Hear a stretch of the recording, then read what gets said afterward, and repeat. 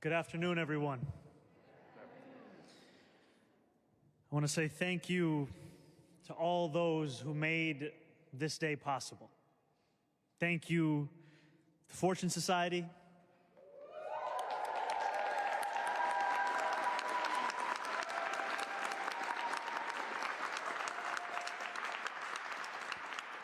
Thank you to Health and Hospitals. And thank you to the elected officials who made today possible in the months and years prior to this moment. And I'm proud to say that Councilwoman Nurse is also here with us. Thank you. Thanks to her for being one of those. We are together here to announce the reactivation of Just Home.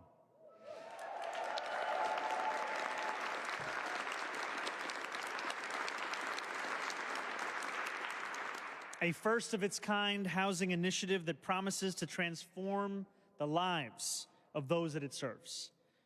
But I don't need to tell anyone that this day was far from promised.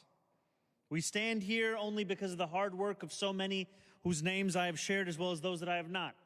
Advocates and activists in the Bronx and as well as across this city. Only because of the untiring work done by so many in the council who believed that this project could be won despite the opposition, and only because of New Yorkers' refusal to abandon the most vulnerable among us, and only also because of the incredibly talented public servants that I am proud to call a part of my administration. It feels fitting, frankly, that we are celebrating this progress on the day set aside to remember a man who dedicated his life to fighting for the downtrodden.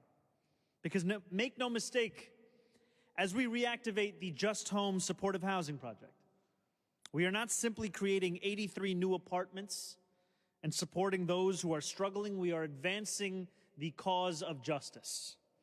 I think of what Dr. King said in his Three Evils speech when he called for our nation to undergo a revolution of values. That revolution, he said, will soon cause us to question the fairness and justice of many of our past and present policies. True compassion, he said, is more than flinging a coin to a beggar. It understands that an edifice which produced beggars needs restructuring. I know that many of us have no difficulty questioning the fairness and justice of many of our city's past policies and those who pursued them. But I seek not to dwell on questions of blame.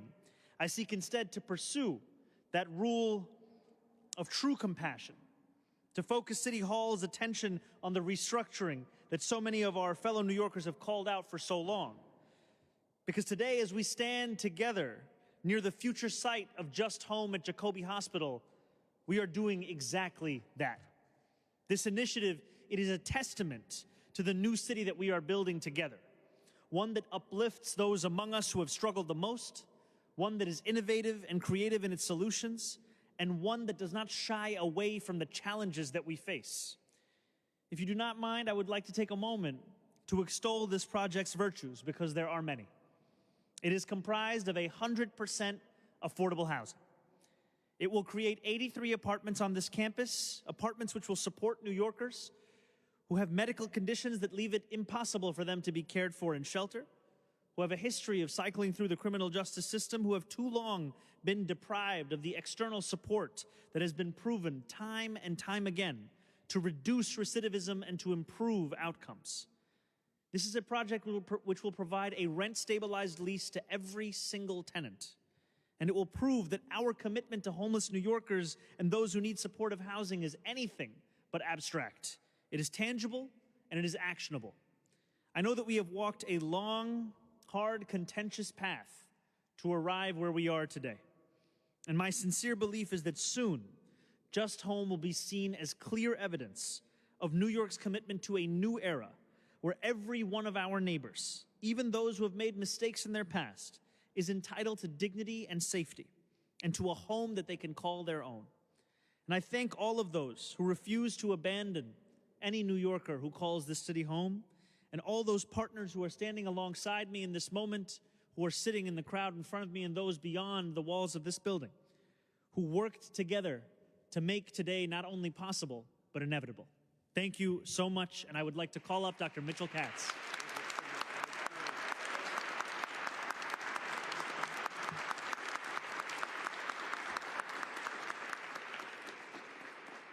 Wow, what a great mayor we have, and what an amazing commitment, right? Yeah.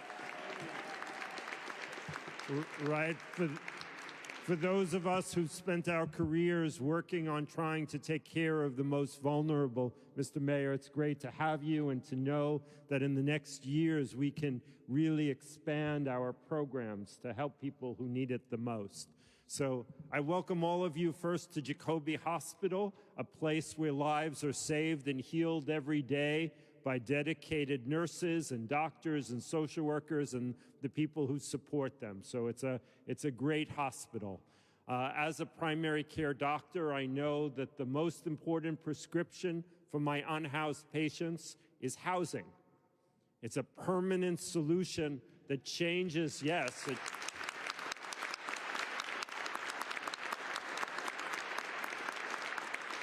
Unlike blood tests and hospitalizations and MRI scans, housing changes the arc of someone's life. And that's why we're so glad to be here, why we're so glad that the mayor has affirmed his support for this amazing program. And I want to tell you, Mr. Mayor, we got land. And we want to house people. We see that housing is part of the health continuum. And we want to be at the forefront. We want to use our land in order to house our patients, and we look incredibly forward to the next few years with you. Thank you.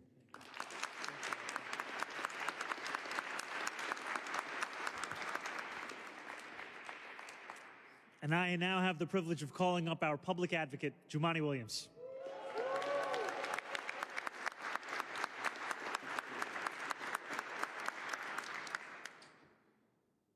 Sorry, my phone stopped. Peace and blessing, love and light to everybody. Happy MLK Day. I'm honored to be here. I can't believe I'm old enough to say this now, but early in my career, I started as a tenant organizer, housing organizing, understanding the intersections of public safety and housing were critical. And so to finally have a mayor that gets it, not just in words and action, is just an awesome place to be. And Just Homes is about dignity. It's about recognizing that seniors who are experiencing incarceration and homelessness deserve the same safety, same stability, and respect as any other New Yorker. For far too long, this project was stalled by fear-based opposition that treated people as problems instead of the neighbors that they are. Restarting Just Homes is a statement that our city chooses humanity over exclusion. Supportive housing works. We know it works. There's data to back it up. It keeps people housed, improves health outcomes, and makes communities safer. And it is far more effective and far more compassionate than cycling people through shelters, hospitals, and jails. And for those who don't watch the numbers, you've heard it's cheaper as well. 83 deeply affordable homes may not solve our housing crisis on their own, but for the seniors who will live here, it means stability, means independence, and a real chance to age with dignity. If we are serious about addressing homelessness, about reentry, and about public safety, we must invest in supportive housing across the city. Just Home shows what's possible when we lead with courage and we lead with care. I've always found it fascinating that the thing people need the most is housing and work, and by law, we've actually tried to prevent returning citizens and residents from that the most, which makes no sense. MLK died on an economic justice battle, and some of that economic justice is about housing. So once again, we've waited for a long time for a mayor not to just be about words, but about actions, about making difficult things and having difficult conversations, but understanding what it means to keep us safe. We must have housing for everybody. So thank you so much for that. I appreciate the opportunity to be here.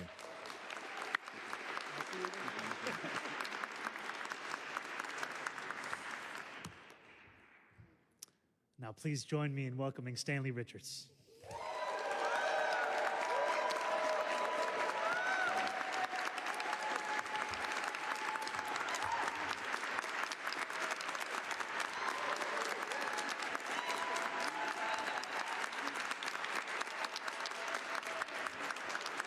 Good afternoon, everyone. I think I want to start by reflecting on the inauguration of our new mayor, where public advocate Jumaane Williams said he waited 40-something years to speak to a young black boy. Jumaane, I waited 65 years to hear that. that I am enough. I have always been enough. That I am valued. That my mistakes and incarceration and trials and tribulation in my life don't define me. Yeah, that's right. And on this day, when we come together to lift up Just Home, it is a moment for me of reflection and appreciation. So thank you, Mayor Mamdani, for your bold commitment to building housing and seeing people not for what they did, but for who they could be. So it is an honor to stand here with you and your administration. I also want to thank the City Council for their bold leadership and having Council Member Sandy Nurse here. As chair of the Criminal Justice Committee, she has always been an advocate and a supporter of justice, true justice, and I am so thankful for her.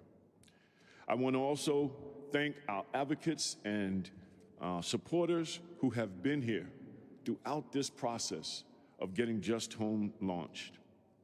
You see, Just Home is one simple but profound idea. Everyone deserves a home. This initiative will create permanent, supportive, and affordable housing for people who are coming out of incarceration with complex medical needs who would otherwise be homeless. Right now, too many people are stuck in shelters, on the streets, or even on Rikers Island because there is nowhere safe and stable for them to go. Once this building is renovated, it will provide a mix of permanent and supportive housing with on-site case management, care management, and wraparound services under one roof. This model is rooted in what the Fortune Society has experienced over decades of providing services in New York City. When people have stable housing and robust support, they are far more likely to become positive contributing neighbors, and that's what we should be all striving for. The people who will live here are some of the city's most vulnerable neighbors. New Yorkers returning from incarceration who are medically fragile, who have paid their debt to society, and who deserve the dignity of recovering and rebuilding their lives in a safe home instead of a jail cell or a crowded shelter bed. Just Homes will keep them connected to care, to community, and their families. And in doing so, will make us all safe. You see, for me, this is not abstract work. I was born at Jacoby Hospital and grew up in Soundview Projects. So this is my birthplace.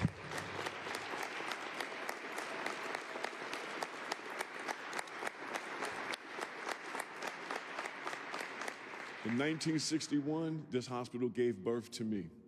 And when we close and open the doors of Just Home, it will give hope and stability to 83 New Yorkers, and we are thankful for that.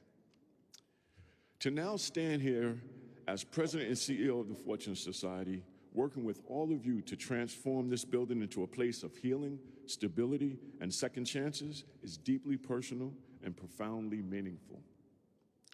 Together, we are proving that when this city chooses housing, care, and community, we choose safety, dignity, and justice for every New Yorker. We look forward to ensuring that this building lives up to the promise of its name, a just home for all of us. So now it is my pleasure to introduce someone who lives in one of Fortune Society's buildings and who has been a long-time advocate for this project and dignity for all, my friend, Helen Taylor.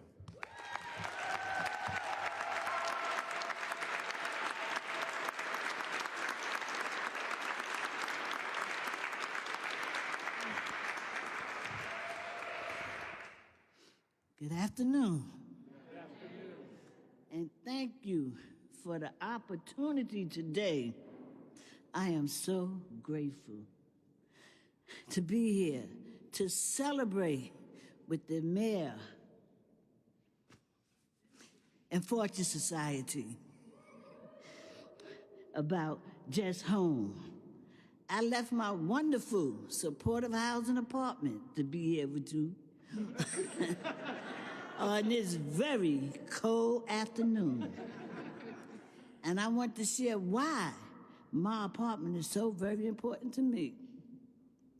I want to share why other people who have been incarcerated, like myself, need to have access to supportive housing. This is especially important for the people who have health issues and will not be able to survive in a shelter, yet alone on the streets. I am lucky that I am now in good health, thanks to my supportive house and Fortune Society.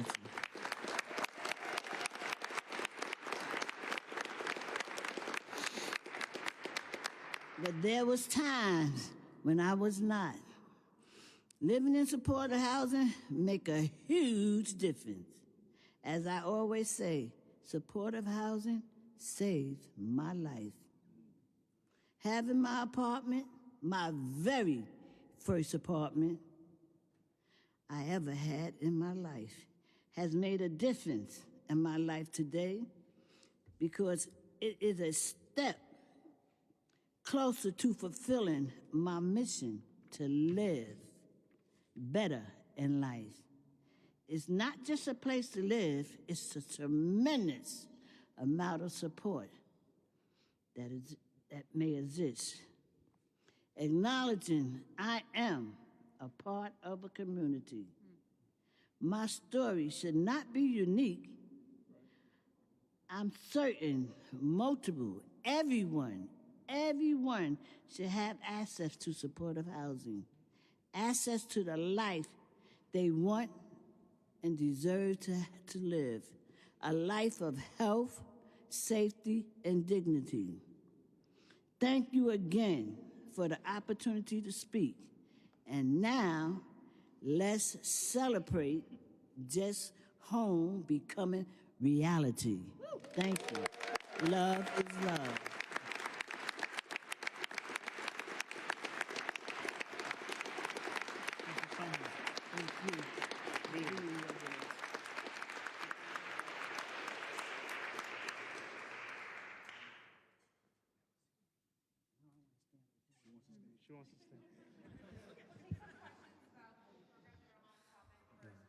Just before we start with questions, I do also just want to take a moment to celebrate the incredible team in my administration that have helped to make today possible. So if you can please join me in a round of applause for our Deputy Mayors for Housing and Planning, Leila Bozard, our Deputy Mayor for Health and Human Services, Helen Arteaga, our new heads of HPD and DOB, Ahmed Tagani, Dina Levy.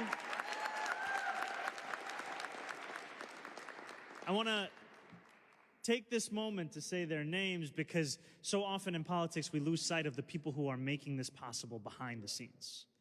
For this announcement to take place, it requires meetings, it requires pushes, it requires a fluency amidst an ambition and an imagination. And I'm so lucky in each of these incredible New Yorkers we have exactly that can make a day like today possible. But we can absolutely start with questions now. How's it going, man? How you doing?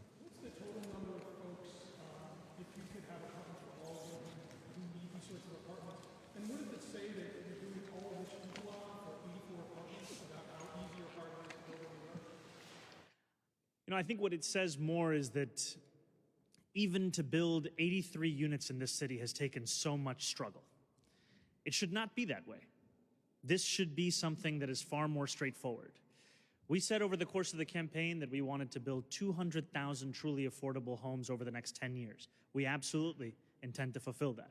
This is an example of the scale of progress that was being held up for years, progress that we will now deliver and then return back to the scale of the crisis at hand for each and every New Yorker. Can you say that one more time? Sure. So 84 apartments, that's 84 individuals or roommates in the apartments? These are single apartments. Yeah. Single units. You could have as many apartments as you could. How many apartments would you need? What I can tell you is that we want to build as much as possible across the city. We want to build for those who call this city home and those who would love to call this city home if only it were more affordable. Thank you, man. Okay, it was said by Dr. Katz that he doesn't like parking lots, and there was talk of more buildings coming. Are there going to be more buildings coming, a second building and a third building, as we said during the talks? Sure. Well, we know that at Health and Hospitals we have land, and we have a mayor and administration that is committed to housing, and we want to use that land. As you say, you can always build a multi-story parking garage on a small piece of land instead of surface parking, and use that land to build housing. And the land is there, and often the additional benefit, like for Just Home to be on a hospital campus where people who have serious illness can easily get care, is tremendous advantage. So the combination of a hospital campus with people who have illness, we think, is a great marriage. Obviously, our mayor has made clear. We're here to talk about today's announcement, but what I'll absolutely commit to you is, as there are more, as there will be in our plans to build more housing across New York City, we will absolutely be communicating that.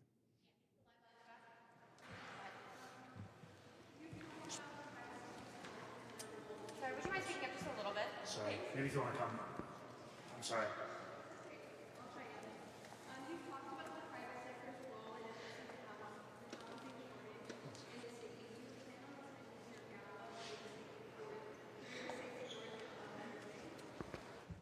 I was wondering where the segue was.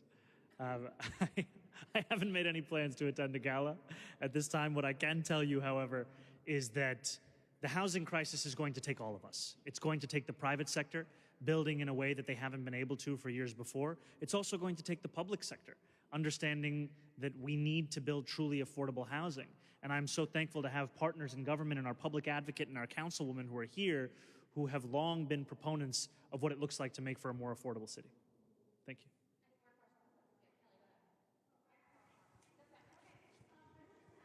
Speaking of housing, you know, the first day on your inauguration, you announced the city intervening on the Pinnacle lawsuit.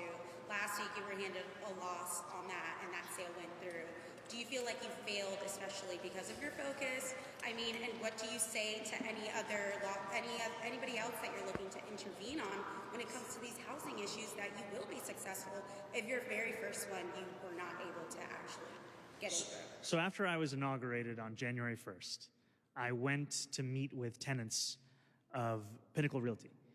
And there was one woman who gave me a tour of her apartment, and she took me into her bathroom and she said, "This is the kind of state of disrepair that I'm living with." And I could see and feel the rust quite literally coming off in my hands.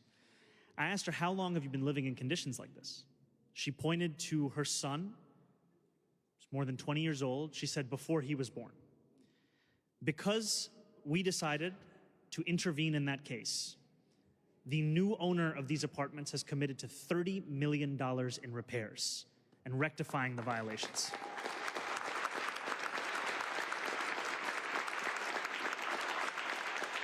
I consider that to be a victory, and I consider it to be an example of what it can look like when you have an administration that looks to use every tool at its disposal to make a case for those that the corridors of power have often overlooked.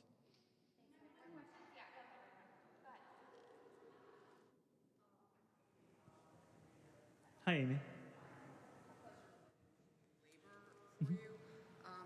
Just after you were elected, the Adams administration offered reinstatement to city workers who lost their jobs under the 2021 vaccine mandates. That process has apparently not moved forward. There are numerous workers who met the December 5th deadline to request reinstatement, or reporting that they've heard nothing from the city since then. And there's a rule change required for some of those reinstatements that has not been sent from DCAS or your office up to the Civil Service Commission for approval. So my question for you is, will your administration, given your support for labor and workers, be expediting that process and letting those workers know when they can expect to move forward with reinstatements, and will you be expediting the rule change being sent to the Civil Service Commission for approval? So I appreciate you flagging this issue. This is something that we'll follow up on and then let you know. Thank you very much. Hey, how's it going? New York Post came out with a story yesterday revealing some of the tweets that your chief equity officer had sent prior to being appointed to the post. I wanted to know, did those come to your administration's attention during the vetting process, and any comment you might have? Yes, the vetting process is a complete one that presents all of this information to us in advance of any hiring decisions. And I can tell you that Afia has built a career where she has been dedicated to New Yorkers who have often not been thought of within the corridors of power, whether they be at the city level or the state level or the federal level. And she has frankly been a brilliant addition to not only our campaign, our transition, but now also our administration. And I have the utmost confidence in her ability to fulfill the mission to make this a city that each and every New Yorker can afford, no matter their race, their religion, where they were born, where they come from. Thank you so much. Yeah.